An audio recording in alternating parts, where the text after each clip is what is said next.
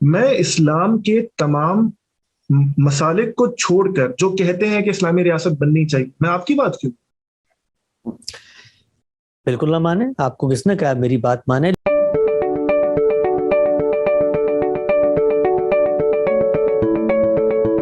اصل میں میں آپ کی بات کیوں مانوں؟ اب اگر ہم اسلام کے سیکشنز کو دیکھیں، ٹی ایل پی کا جو ہمارے سامنے کھڑی ہوئی ہے، بریلوی مسلمان ہے، مولانا مودودی، ڈاکٹر اسرار اور طالبان، اگر میں ان کو کلب کر کے دیوبند کا نقطۂ نظر پیش کروں، وہ ریاست کے بارے میں کیا کہتے ہیں آپ جانتے ہیں. اہل حدیث نقطۂ نظر بھی ریاست کو مانتا ہے. ایون شیعہ نقطۂ نظر تو نائب امام اور تمام معاملہ مانتے ہیں. میں اسلام کے تمام مسالک کو چھوڑ کر جو کہتے ہیں کہ اسلامی ریاست بننی چاہیے، میں آپ کی بات کیوں؟ بالکل نہ مانے. آپ کو کس نے کہا میری بات مانے؟ لیکن اگر آپ میری بات پر تنقید کریں گے اور مجھ سے سوال کریں گے اور مجھے یہ کہیں گے کہ آپ کی بات درست نہیں ہے، تو پھر میں اور آپ ایک میز پر بیٹھیں گے اور ان باہمی متفق علیہ چیزوں کی روشنی میں اللہ کی منشا کو جاننے کی کوشش کریں گے جو علم اور عقل کے مسلمات ہیں. جب ہم کہتے ہیں کہ اللہ کی بات یہ ہے، آپ کہتے ہیں اللہ کی بات یہ نہیں ہے، تو اب فیصلہ کیسے ہوگا؟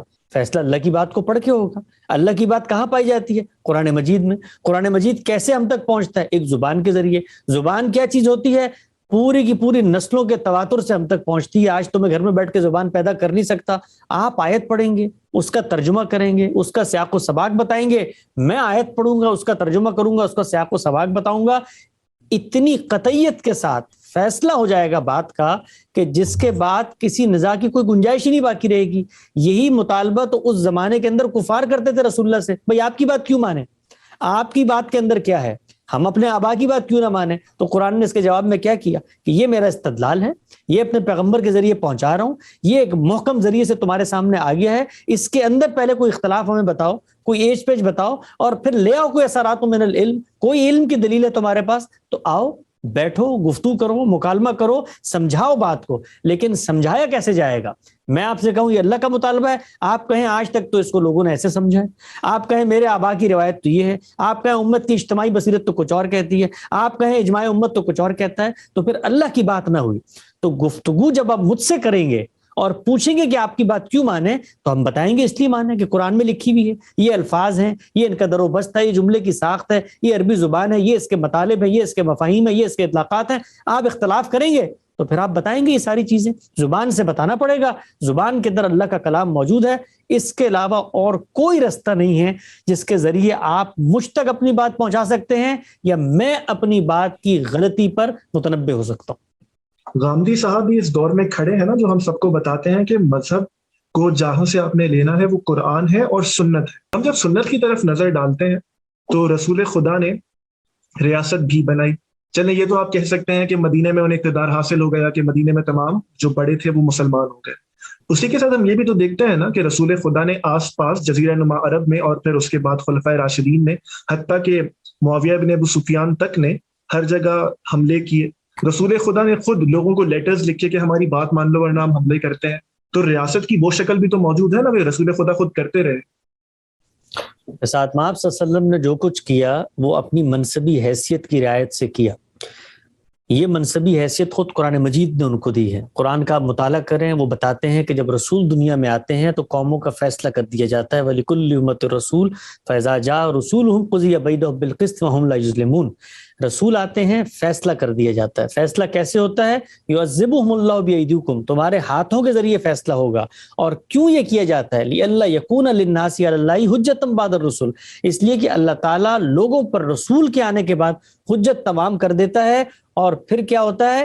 پھر عذاب آتا ہے، اور یہ رسول کی موجودگی میں آتا ہے، اس کے بعد نہیں آ سکتا. وَمَا كُنَّا مُعَذِّبِينَ حَتَّى نَبْعَثَ رَسُولًا، اس وقت تک عذاب نہیں دیتے جس وقت تک ہم رسول کو نہ بھیج دیں. تو رسول کی یہ منصبی ذمہ داری ہوتی ہے، وہ خدا کی نشانی اور آیت بن کے زمین پر آتا ہے اور اتمام حجت کرتا ہے. وہ جو حقائق آپ کی فطرت میں موجود تھے، جو شریعت کی باتیں تھیں، وہ سب بتا کر کوئی عذر باقی نہیں رہنے دیتا. تو جو کام قیامت میں ہونا ہے اس کو دنیا کے سٹیج پر، دنیا کے پردے پر ایک ریپلیکا، ایک ٹریلر کے طور پہ کر کے دکھاتا ہے. اور یہی وہ کام ہے جو پھر اس کے ساتھ ہی ان مقامات پہ کرتے ہیں جہاں پہ رسول نے اتمام حجت کر دیا ہو۔ آپ اگر صحابہ کرام کے بیانات پڑھیں، حدیث کی کتابوں میں موجود ہیں، جن جن علاقوں میں وہ گئے وہاں جا کر انہوں نے بیان کیا کہ ہمیں پیغمبر نے یہ حکم دیا تھا اور پیغمبر کو خدا نے یہ حکم دیا ہے کہ یہ معاملہ تمہارے ساتھ کرنا ہے۔ تو اگر کوئی شخص آج کے دور میں سمجھتا ہے کہ ریاست کی یہ ذمہ داری ہے تو بہت اچھی بات ہے، اس کو اپنے آپ کو یہ بتا دینا چاہیے کہ پیغمبر کا جو منصب تھا، پیغمبر کی جو حیثیت تھی، وہ اس سے بھی متعلق ہو جاتی ہے۔ اگر وہ دینیاتی استدلال دے رہا ہے تو پھر اس کو قرآن سے یہ بتانا پڑے گا کہ جو کچھ پیغمبر سے متعلق تھا، جو کچھ پیغمبر کی منصبی ذمہ داری تھی، بتایا گیا کہ اس کے ساتھیوں پر عذاب آتا ہے، ان کے ہاتھوں سے آتا ہے، اور یہاں تک بتا دیا گیا کہ پیغمبر اپنا کام کر کے چلے جاتے ہیں، یا تو ان کی زندگی میں عذاب آ جائے گا، اما نرینک بعد الذی نعدہم او نتوفینک، یا تمہیں ہم موت دیں گے اور پھر تمہارے بعد یہ کام کر لیں گے۔ گویا یہ کام کرتا کون ہے؟ اللہ کرتا ہے۔ خود سورۃ توبہ میں بتایا کہ یا تو تمہارے ذریعے سے آئے گا یا پھر اللہ کے ذریعے سے آئے گا، ہاتھوں سے آئے گا یا آسمان سے آئے گا۔ تو یہ سب کچھ خدائی فیصلے ہیں۔ تو خدائی فیصلوں پر عمل درآمد کا حق اور استحقاق اگر ہمارے پاس ہے تو پہلے ہمیں یہ بتانا ہے کہ ہمارے پاس وہ حق اور استحقاق بھی ہے جو پیغمبر کے پاس تھے۔ اصل میں یہ کتنا آسان ہو جاتا، ظاہر ہے جب ہم خدا کی بات کرتے ہیں تو وہ تو اس سے پاک ہے نا کہ وہ کوئی ایسا کلام اور ایسی زبان میں نازل کر دے کہ اس میں پرسیپشن کی، فہم کی وہ محتاج ہی نہ رہے۔ اگر خدا بہت واشگاف الفاظ میں کلیئر کر دیتا کہ میں بھی پڑھوں تو مجھے سمجھ آ جائے تو یہ سارا مسئلہ پیدا ہی نہ ہوتا۔ چلیے خدا کو ایک طرف رکھتے ہیں، ہم انسان تو اپنی زبان بھی جانتے ہیں، یہ سارے مسائل بھی جانتے ہیں جو خدا کے کلام کے ساتھ ہوئے۔ آپ کوئی ایسا آئین اور دستور کیوں نہیں بنا دیتے کہ جس کی شرح و وضاحت کے لیے سپریم کورٹ کی ضرورت نہ باقی رہے؟ ہم تو انسان کو اور خدا کو کمپیئر نہیں کر سکتے نا، خدا کے پاس تو یہ طاقت ہے کہ اس طرح کے الفاظ استعمال کرتے، ہمارے پاس تو نہیں ہے۔ نہیں، استعمال خدا کرے گا کس کے ساتھ گفتگو کرتے ہوئے؟ انسان کے ساتھ۔ جب انسان کے ساتھ گفتگو کرے گا تو انسان کی زبان میں گفتگو کرے گا۔ یہ تو نہیں ہو سکتا کہ خدا پہلے اس دور کے انسانوں کو ایک نئی زبان الہام کرے اور پھر اس کے بعد یہ کہے کہ اب میں اس زبان میں تمہارے سامنے یہ بات رکھ رہا ہوں، لہٰذا اس میں غلطی کا کوئی امکان نہیں ہے۔ جو زبان خدا نے دی ہے آج بھی اس کی بنیاد پر ہم فیصلے کرتے ہیں۔ جب کبھی کسی قانون کی شق کی دو ترجمانی کی جاتی ہے تو کیا وہ چیز ہوتی ہے جو فیصلہ کن بنتی ہے؟ وہی کلام۔ اس چیز کو آپ کمزور سمجھ رہے ہیں، ناقص سمجھ رہے ہیں، وہ اس قدر مضبوط ہے کہ اس کی بنیاد پر میں پوری زندگی گزارتا ہوں۔ یہ زبان ہی ہے کہ جس کے ذریعے سے میں نقطہ نظر کا ابلاغ کرتا ہوں، یہ زبان ہی ہے کہ جس کے ذریعے سے میں قانون کی طاقت کو نافذ کر کے لوگوں کے جرم اور سزا کا فیصلہ کرتا ہوں، زندگی موت کا فیصلہ کرتا ہوں۔ یہ زبان ہی ہے۔ یہ زبان کو کمزور نہ سمجھیں، انسان کی میراث ہے یہ زبان، صدیوں کے تعامل سے زبان وجود میں آتی ہے۔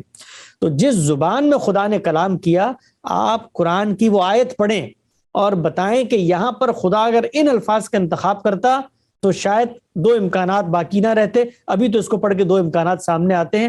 ہر وہ آیت جس میں دو امکانات پیدا ہو جاتے ہیں وہ ہمارے قلت فہم اور قلت تدبر کا نتیجہ ہے۔ اللہ تعالیٰ نے انسانوں سے گفتگو کی ہے، ان کی زبان میں گفتگو کی ہے، لیکن اس گفتگو میں کہیں اس نے کوئی کسر چھوڑی ہو جس سے کلام ناقص ہو گیا ہو اور ہم اس پہ فیصلے تک پہنچ ہی نہ پا رہے ہوں تو آیت پیش کریں، میں بیان کر دوں گا۔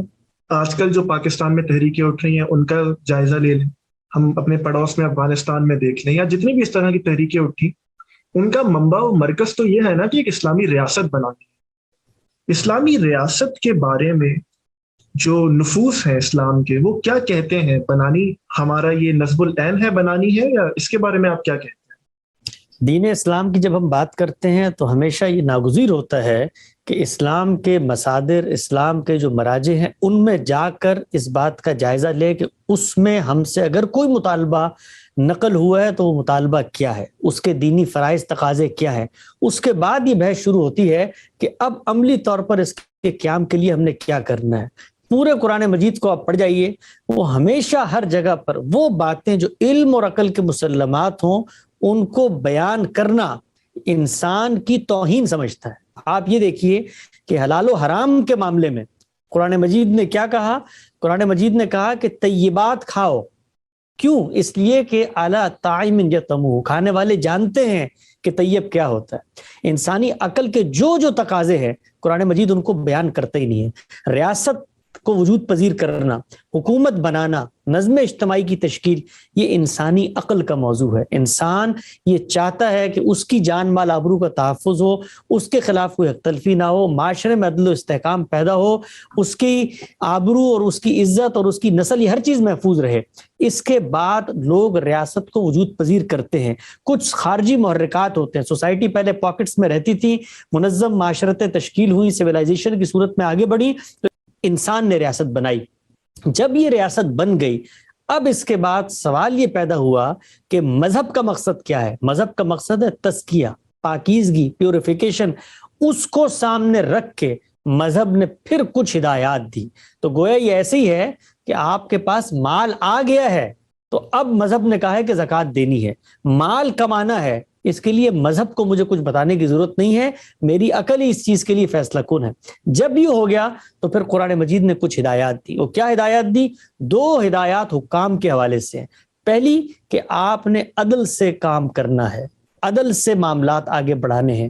معاشرے کے اندر امن عامہ اور عدل اجتماعی، ان 2 قدروں کو ایک حکام نے اپنا نصب العین اور آدرش بنانا ہے۔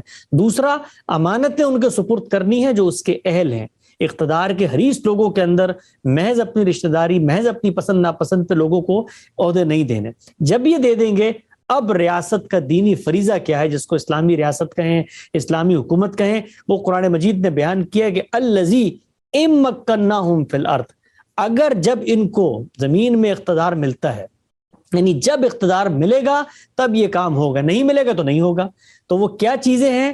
وہ 4 چیزیں ہیں کہ وہ نماز کا اہتمام کریں گے، وہ زکوٰۃ دیں گے، وہ امر بالمعروف و نہی عن المنکر، ان ذمہ داریوں کو پورا کریں گے۔ نماز خالق سے تعلق کا اظہار ہے، زکوٰۃ خالق نے طے کر دی ہے، عبادت ہے، نظم اجتماعی کے تقاضے اس سے پورے ہوتے ہیں، ہم نے حکام کے حوالے کرنی ہے تاکہ معاشرے اور نظم اجتماعی کی جو ضروریات ہیں وہ اس سے پوری ہوں۔ اس میں بھی خدا نے پابندی لگا دی ہے کہ مسلمان کے مال کو آپ ہاتھ نہیں لگا سکتے، اللہ نے طے کر دیا ہے۔ امر بالمعروف، معروف کیسے کہتے ہیں؟ عالمگیر بھلائیاں، الذی عرف، جن کو پوری دنیا جانتی ہے۔ منکرات، ہر وہ چیز جس سے انسان ابا کرتا ہے، یہ بھی ایک عالمگیر ٹرمینالوجی ہے۔ یہ وہ بنیادی دینی فریضہ ہے جو اللہ تعالیٰ نے مقرر کیا ہے کسی بھی ایسی جگہ پر جہاں پر مسلمانوں کا نظم اجتماعی قائم ہوتا ہے، انہوں نے ان تقاضوں کو پورا کرنا ہے۔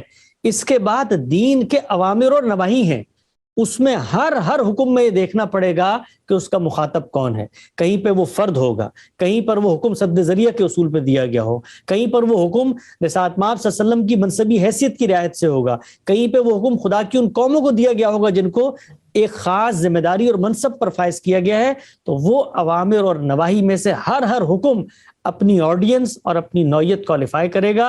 تو جو کچھ ہمارے یہاں بحثیں کی جاتی ہیں اسلامی ریاست کی، وہ کچھ بھی نہیں ہے سوائے اس کے کہ جب مسلمانوں کا نظم اجتماعی قائم ہوگا تو ان کے حکام ان 4 چیزوں کا اہتمام کریں گے۔ اس کے علاوہ ریاست کے پاس قانون سازی کرنے کی صرف 2 ہی بنیادیں ہیں، اور پھر عرض کر دوں کہ وہ عقلی بنیادیں ہیں۔ وہ بنیادیں کیا ہیں؟ کہ کسی کی اختلفی کو آپ روکیں گے اور جان مال آبرو کے خلاف زیادتی کو روکیں گے۔ اس کے علاوہ کوئی اثباتی احکام، یعنی کوئی پازیٹیو ایسا آرڈر نہیں ہے جس کو آپ لوگوں پہ نافذ کر سکتے ہیں۔